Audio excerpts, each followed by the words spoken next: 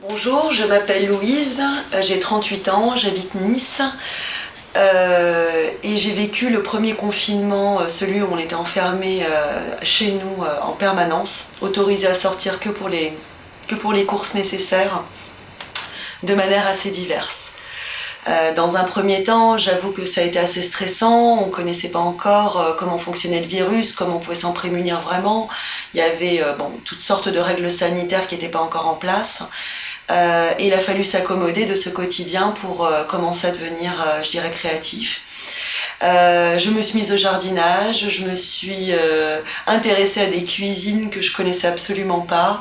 J'ai ouvert des livres que j'avais laissés dans ma bibliothèque et commencé aussi à suivre des cours en ligne, des conférences, les plateformes petit à petit diverses et variées proposaient en fait des contenus culturels, pédagogiques, dont j'ai un peu profité à ce moment-là pour enrichir mes connaissances tout simplement, découvrir aussi des nouvelles choses.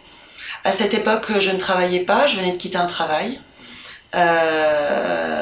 Il y a eu un peu le stress, bien sûr, d'une prise de conscience que cette crise allait durer. Du coup, je me suis mise à chercher du travail beaucoup plus intensément à cette période-là. J'ai été recrutée au bout de 3 semaines après l'envoi d'un CV à l'université et commencé à travailler du coup avec mes collègues en ligne dans un premier temps. Puis un petit peu plus tard, quand les règles sanitaires l'ont permis, dans la vraie vie, on a pu travailler ensemble dans des bureaux. À cette période, j'étais célibataire du premier confinement. Au deuxième confinement, j'étais avec quelqu'un, une relation qui m'a fait du bien, une relation qui a permis aussi de casser une certaine monotonie et une solitude aussi du premier confinement. Et je dois dire que entre mes activités, le travail et cette relation, le Covid n'avait plus beaucoup d'impact sur moi, bien qu'il y avait cette vigilance permanente, mais d'un autre côté, les équilibres étaient de nouveau là, je dirais d'une certaine manière. J'ai vécu cette période de manière très variée, selon ce que je faisais, les personnes que j'étais en droit ou pas de fréquenter. Et je dois dire que j'ai saisi l'opportunité pour me former en ligne, pour m'intéresser à de nouvelles choses.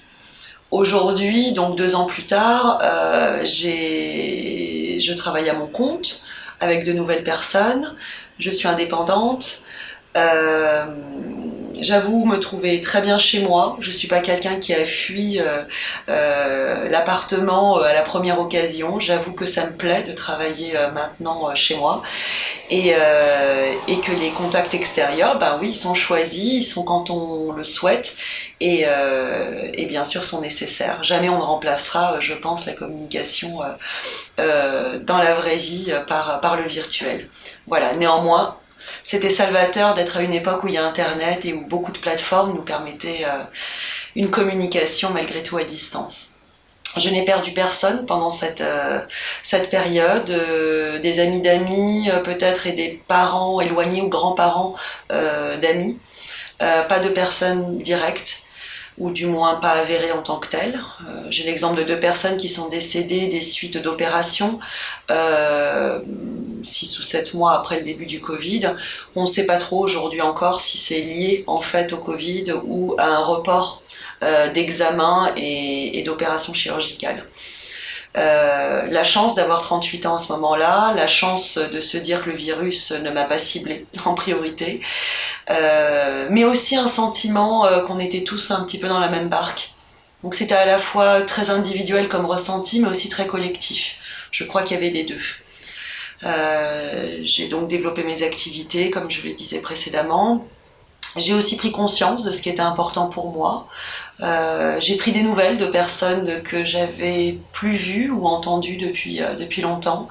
Ça a été une occasion aussi de se rapprocher de certaines personnes. C'est peut-être un aspect paradoxal de cette période, mais en tout cas, voilà, de sentir finalement qu'on n'est pas seul, qu'on se doit aussi de cette solidarité, qu'elle est nécessaire, et que finalement l'avenir est imprévisible. Et je pense que c'est cette imprévisibilité qui était perturbante, ne pas savoir comment le lendemain allait être fait, comment on va évoluer finalement dans ce monde-là. Et finalement, oui, trouver un équilibre personnel me semblait et me semble encore être fondamental pour pouvoir affronter des imprévus de cette taille-là.